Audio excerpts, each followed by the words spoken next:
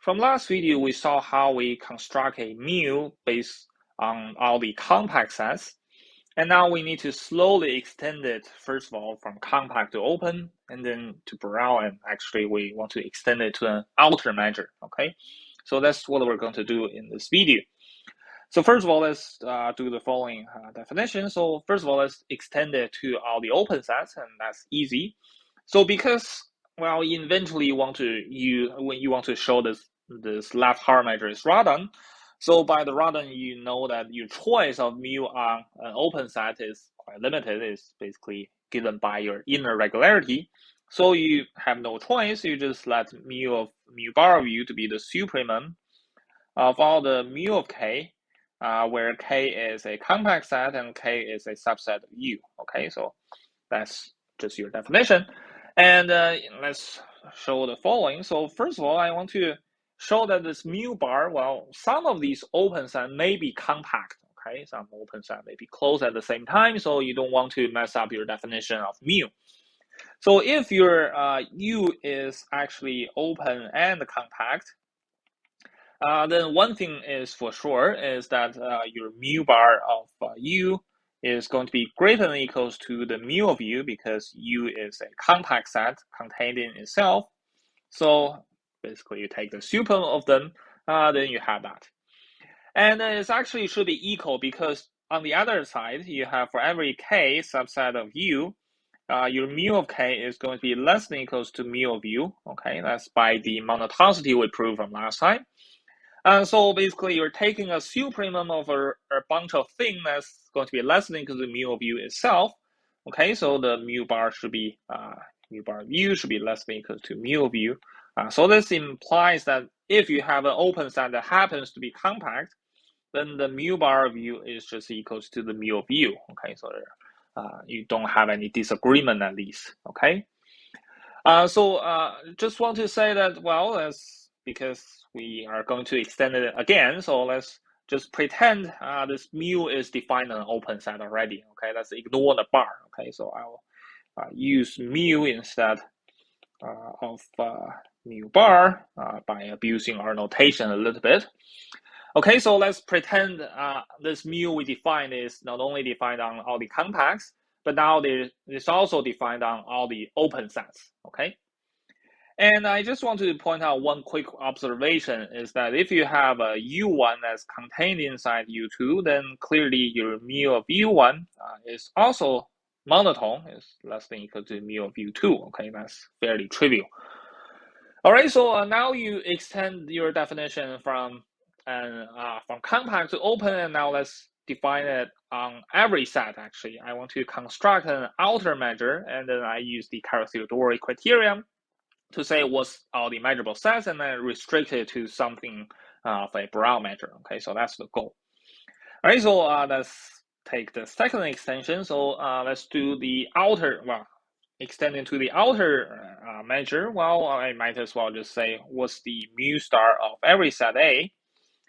Well, because eventually I want a Radon measure, so Radon measure says I should be able to approximate things from outside. So you don't have any choice. You need to take the infimum of all the mu of some u where A is contained inside u is open. Okay, that's your only choice. Of course, not all of these A is going to be measurable. Okay, only some of them are measurable, and but this mu star is going to be defined on the entire subset of G, so it's defined on the power set, and the main goal is to show this is actually a outer measure. Okay, so here is the proposition. I want to show that mu star is an outer measure. So by outer measure, we mean, first of all, the maps empty to empty, is monotone, and then it satisfies the sigma subadditivity. Okay, it's close enough to a measure. Okay. So now, not only we need to show that mu star is an outer measure, I actually also need to show the following, because remember, the Harmonic measure, we don't want the zero measure. Okay, the zero measure is clearly left translation invariant. Okay, so we need to rule that out. We need to show that mu star is also non-zero. Okay. All right, so here is the proof. So let's first by proving is actually non-zero. Okay, so let's say first of all, for every K compact, if your interior, if the interior of K is non-empty, so for example, if you just take the K0, then what you have is that we have a lower bound for our mu of U. Okay, so mu U of K, if you remember, is bounded below by this 1 over, I should have K0 over the interior of K. Okay, so it's have strictly greater than 0 as a lower bound. And this is independent on the choice of U, so when you take the limit, it still have this lower bound, okay? So for example, in particular, your mu U of K0 has to be greater than or equal to 1, for example, okay? So because each of these is going to be bounded above by 0, then you have this mu U of K is going to be non-zero, okay? It's going to be strictly greater than 0, so it's never going to be 0, okay? All right, so now let's prove it's an outer measure. Well, let's first of all, the mu star of empty set I need to show is equal to empty. Okay, that's kind of trivial because each of these mu u of the empty set is going to be 0. You don't need any translation to cover the empty set. Okay, it's always covered. Okay, so from there it's kind of clear. Okay, so it's trivial. The second one, if you have A1 contained in A2, you want to show that the mu star of A1 is less than or equal to mu star of A2. And that's also kind of trivial because your mu defined an open set is monotone, defined a compact are monotone. Okay, so I'm leaving as an exercise. It's kind of trivial. So the really hard part is showing the subadditivity. Okay. So I want to, first of all, let's make a claim about subadditivity on countable union of open sets. Okay, so first of all, suppose I have some open sets, say UN, where UN are open. I want to show that, I want to claim the following. I want to claim that if you evaluate the mu star, or actually just the same as mu, and their countable union of this is going to be less than or equals to the summation of mu of this UN, okay? I should have pointed out the mu star and mu, they should agree on the open set for basically the same reason the mu bar and mu agree on compact and open sets, okay? But anyways, okay, so we want to prove this theorem.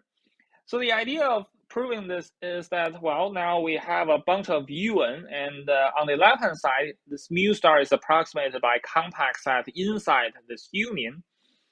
And if I can break up these compact set for each of these UN, then I can basically have a nice approximation. Each of these K will approximate the UN on the right-hand side, and everything should be good. Okay, so I need a little bit lemma on these topology stuff. Okay, so here is a little lemma. So suppose I have a compact set K contained in the union of two open sets U1 and U2. Okay, each of these UI are open. K is compact. Well, then I can break it up. Okay, then there exists K1 and K2. They are compact.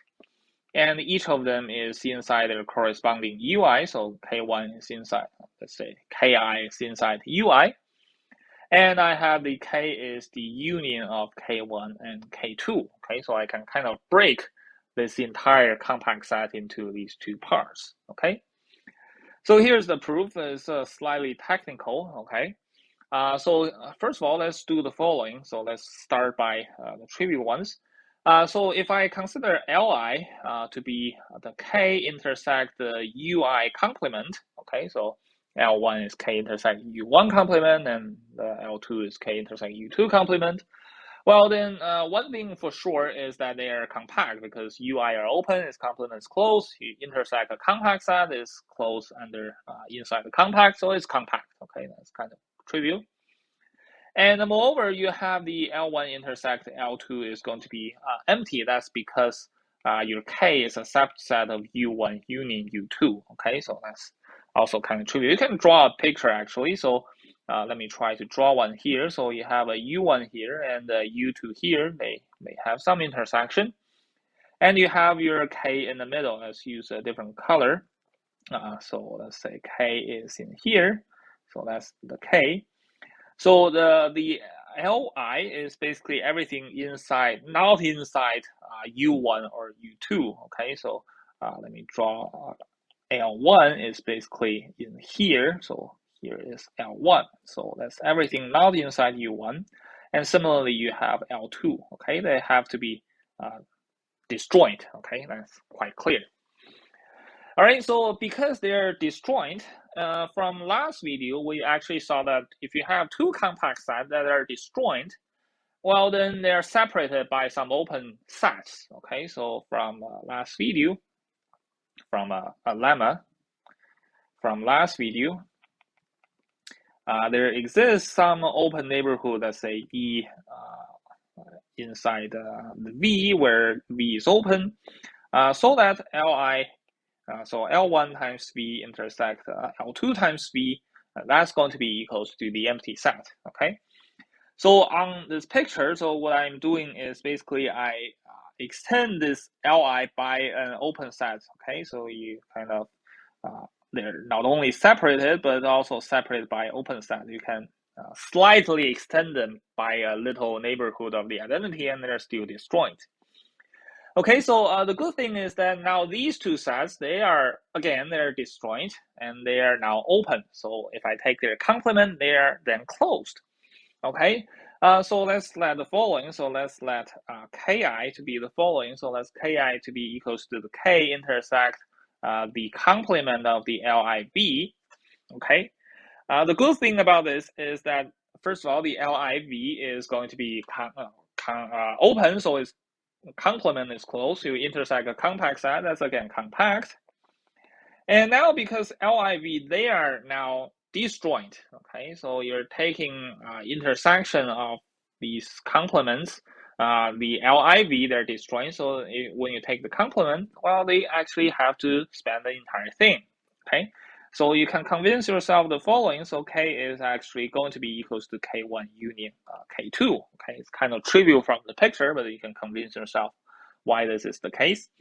And moreover, you have this Ki is going to be a subset of the Ui, okay? The reason is the following. So let's just, for example, on K1. So K1 by definition is K intersect whatever is inside L1 B complement, okay? So L1 B complement, well, is extending your L1. So the L1V is contains L1. So the complement contains in the L1 complement. So it's inside K intersect L1 complement. But the L1 complement is basically, that's L1 complement, I write it out. That's equals to K intersect U1 complement, the whole thing to the complement. And from there, you should be able to convince yourself that's a subset of U1. You do the same thing for U2, and then you're done, okay?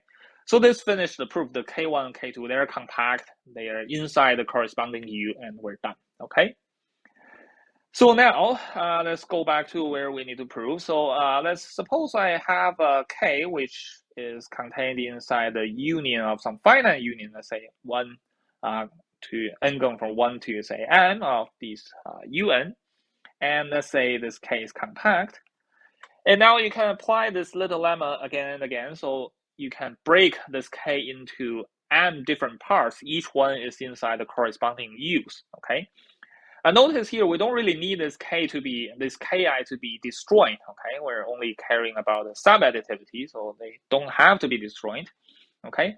So by the lemma, we have that there exists the Ki contained in Ui, Ki going to be compact, and then the K is equals to the union of these Ki, okay? So now if I want to evaluate mu of K, okay, that's going to be less than equals to by the subadditivity of these compact sets. Well, we show that mu is subadditive on the set of compacts. So that's clearly true.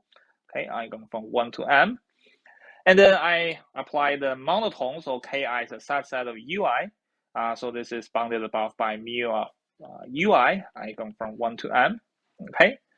And I just now let m goes to infinity on either side and take the supremum. Okay, so the rest should be trivial. Okay, so take the supremum, we should be able to get the mu, the u of this union of ui, going from 1 to infinity, that's going to be less than equal to the summation of mu of ui, okay, going from 1 to infinity again, okay. So basically we show the sub-additivity for mu on the open sets, and now let's look at any sets, okay. So now we use for every ai inside G, so I going from 1 to infinity. Well, this is kind of a standard trick, so if basically I want to show the sub-additivity, we might as well just assume the right-hand side converge. So if the right-hand side is going to be positive infinity, then we're actually done because everything less than infinity. So otherwise, what we do is we pick some u so that it approximates this an pretty well, okay? So pick a ui so that, well, we know this ai is going to be less than equals to the outer measure of ai less than equal to mu of ui. Okay, that's for sure, but it's a good approximation, so it's not too big. So it's within an epsilon over some 2 to over 2 to the I. Okay, so mu star of ai plus epsilon over 2 to the I. Okay, so this ui is a good approximation. So if I want to now consider the mu star of this union of these ai, I go from 1 to infinity. So first of all, because I have an open cover, I use the union of these ui. So it's clearly less than equals to, because the mu star is an infimum of these. So it's less than equals to the union eigen from 1 to infinity of these ui. And we just show that the mu on the open set is, again, subadditive. So this is bounded above by the summation eigen from 1 to infinity mu of ui. But each of these mu of ui is within some epsilon over 2 to the I, so this is less than equals to the summation eigen from 1 to infinity. If I replace each of these by the outer measure of ai plus an epsilon over 2 to the I, and that's kind of the standard trick, the epsilon over 2 to the I sum up to the epsilon, so the right-hand side is the mu star of ai, the summation, plus an epsilon. You let the epsilon goes to 0 and you're done, okay? So this shows that the mu star is an outer measure because it's sub-additive.